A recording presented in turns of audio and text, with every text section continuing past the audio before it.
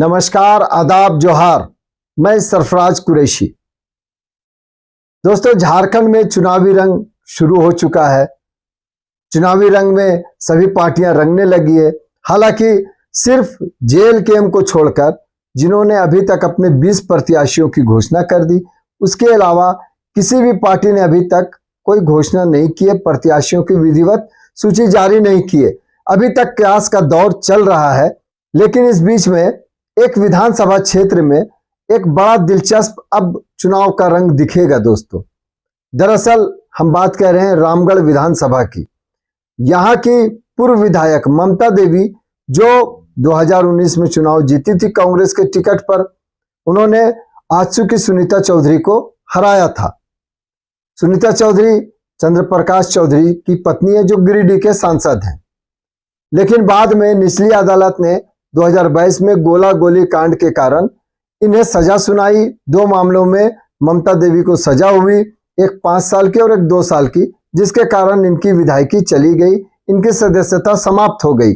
जिसके बाद उपचुनाव हुआ। उस दौरान ममता देवी जेल में थी और उपचुनाव में उनके पति बजरंग महतो को कांग्रेस से टिकट मिली।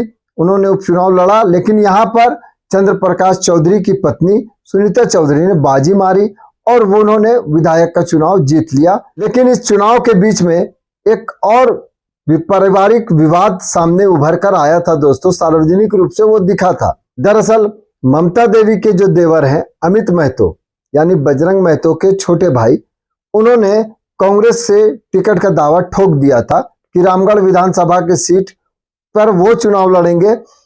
इसके लिए वो दिल्ली तक भी पहुंच गए। उन्होंने आवेदन झारखंड में तो दिया ही था चुनाव लड़ने के लिए, वो दिल्ली भी पहुंच गए और उन्होंने मल्लिकार्जुन खड़गे से भी मांग कर दी कि उन्हें टिकट मिलना चाहिए, क्योंकि कांग्रेस की जो रामगढ़ में जीत हुई है इसमें उन्होंने अहम भूमिका निभाई है, इसलिए उन्हें ही टिकट मिलनी चाहिए। हालांकि बाद में बजरंग महतो टिकट लेने में कामयाब रहे, जिसके बाद लगा था कि पारिवारिक विवाद दब गया है। हालांकि अंदर खाने से ये भी चर्चाएं चल रही थी कि अमित महतो की नाराजगी का खामियाजा बजरंग महतो को भुगतना पड़ा और इस सीट पर सुनीता चौधरी ने जीत दर्ज की। अब क्यों दिलचस्प हो गया है रामगढ़ का रंग? ममता देवी के जो देवर है अमित महतो, उन्होंने कांग्रेस की सदस्यता त्याग दी और बीते महीने सितंबर माह में जेएलकेएम यानी टाइगर जयराम महतो की पार्टी को उन्होंने ज्वाइन कर लिया। टाइगर जयराम महतो की जब रामगढ़ में सभा हुई थी, उसी दौरान उन्होंने जेएलकेएम को ज्वाइन कर लिया है। मतलब जेएलकेएम के उम्मीदवार वो वहां से रामगढ़ से आप हो गए हैं। मतलब जेएलकेएम उन्हें रामगढ़ से चुनाव में उतारेगी। ऐसा मानना है कि अमित महतो के आने से जेएलकेएम को फायदा होगा। दूसरी ओर जो अभी तक की सबसे बड़ी खबर यही है कि ममता देवी अब चुनाव लड़ सकती है। दरअसल ममता देवी की ओर से हाईकोर्ट, झारखंड हाईकोर्ट में अपील की गई थी और कहा गया था कि उन पर उनको जो सजा हुई उस मामले में वो सजा के हकदार नहीं है, क्योंकि जिस वक्त घटना हुई थी उनके पास कोई हथियार नहीं था। उनके अधिवक्ताओं के तर्क को देखते हुए हाईकोर्ट की ओर से उन्हें फिलहाल उनकी सजा पर रोक लगा दी गई है, जिसके तहत अब वो चुनाव लड़ सकती है। ये मामला तब आया सामने जब मंगलवार को एक और जहां चुनाव की घोषणा राज्य में हुई है कि झारखंड में चुनाव होने, चुनाव आयोग दिल्ली से घोषणा कर रहा था, वहीं दूसरी ओर झारखंड हाईकोर्ट से ममता देवी को राहत मिल गई कि अब वो चुनाव लड़ सकती है।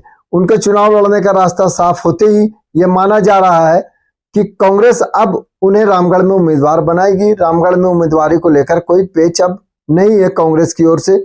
और चूंकि यह सीट 2019 में कांग्रेस ने जीती थी, उपचुनाव में भी कांग्रेस का प्रत्याशी रहा है, इसलिए इस सीट पर किसी तरह का गठबंधन में कोई विवाद नहीं होगा। यह सीट रामगढ़ अब जाएगी कांग्रेस के खाते में और कांग्रेस की उम्मीदवार ममता देवी होंगी। लेकिन यही दिलचस्प हो जाएगा दोस्तों, जैसे ही कांग्रेस की उम्मीदवार ममता देवी होंगी, दूसरी ओर जेएलकेएम के उम्मीदवार उनके देवर होंगे। यानी अब देवर के तेवर को रामगढ़ में देखने को मिलेगा कि देवर का क्या तेवर होता है। एक और भाभी होंगी, दूसरी ओर देवर होंगे। दोनों किस तरह से एक दूसरे पर वार पलटवार करते हैं, क्योंकि जैसे ही चुनाव में आने पर अभी तक जो आपको स्थिति दिखती है कि जयराम महतो जहां भी अपनी सभा करते हैं वहां भाजपा को भी, कांग्रेस को भी, जेएमएम को भी और आजसू को भी, किसी को भी वो नहीं छोड़ते हैं। परिवारवाद को लेकर खास करके रामगढ़ में वो ज्यादा तंज करते हैं और कहते हैं कि यहाँ एक तरफ मौसा टिकट मिलता है आजसू में, दूसरी तरफ मौसी को टिकट मिलता है। मतलब सुदेश महतो को टारगेट करने का मौका वो रामगढ़ में नहीं छोड़ते हैं जयराम महतो। अमित महतो जो जेल कैंप में गए कांग्रेस से, तो उनका कहना था कि जो झारखंड की पार्टी है, तो झारखंड की बात करती है हम उनके साथ जाएंगे, और झारखंड की बात कहने वाली पार्टी और झारखंड के बारे में सोचने वाली पार्टी, झारखंडियत की बात कहने वाली पार्टी जेएलकेएम है, इसलिए उन्होंने जेएलकेएम का दामन थामा है। तो यहाँ तो देवर और भाभी के तल्ख रिश्ते और आपसी मनमुटाव, जो घर के झगड़े थे, वो सार्वजनिक रूप से पिछली बार भाई भाई का सामने आया था। अब देवर भाभी एक दूसरे के खिलाफ मैदान में जमेंगे, अड़ेंगे, डटेंगे और देखते हैं कि किस तरह से एक दूसरे पर वार पलटवार करते हैं।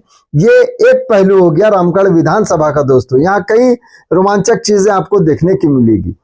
और दूसरा पहलू जो मैंने अभी बताया कि रामगढ़ में जयराम महतो जब भी आते हैं, वो हमेशा चंद्र प्रकाश चौधरी जो गिरिडीह के सांसद है, जिनके साथ में अभी बीते 2024 के लोकसभा चुनाव में टाइगर जयराम महतो ने भी गिरिडीह से सांसद का चुनाव लड़ा था, लोकसभा का चुनाव लड़ा था। इसमें उन्हें हार मिली, तीसरे नंबर पर वो आए। लेकिन अब रामगढ़ में वो जब भी आते हैं तो सीधे सीधे परिवारवाद पर वार करते हैं, जमकर वार करते हैं। खास करके सुदेश महतो से लेकर मौसी सुनीता चौधरी, जो कहा जाता है कि सुदेश महतो की मौसी है, और मौसा उनके जो चंद्र प्रकाश चौधरी हैं, उनके बारे में लगातार वार करते हैं कि परिवार की पार्टी बनकर रह गई आजसू। और वो कहते हैं कि उनकी पार्टी अगर जेएलकेएम जीतती है तो जो विधायक बनेंगे उनके परिवार से किसी को टिकट नहीं दिया जाएगा।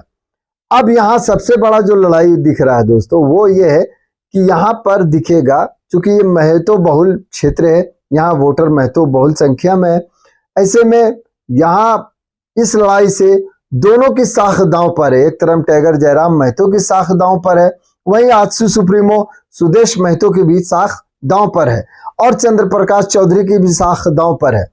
यहाँ पर यह पता चलेगा कि महतो का बड़ा लीडर कौन है।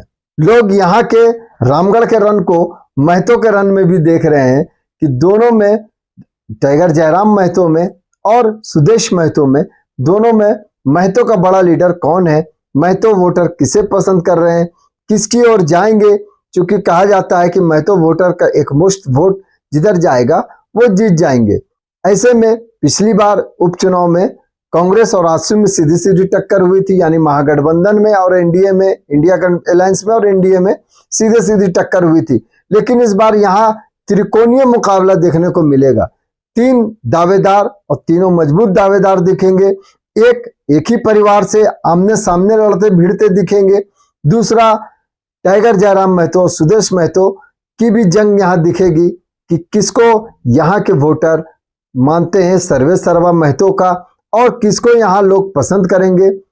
चलिए, यहाँ 20 नवंबर को चुनाव होंगे, तो 20 नवंबर को जब चुनाव होंगे और 23 को काउंटिंग होना है पूरे राज्य भर में सभी 81 विधानसभाओं का, तब यहाँ पता चलेगा कि किसने बाजी मारी है, टाइगर जयराम महतो जीते हैं या सुदेश महतो जीते हैं।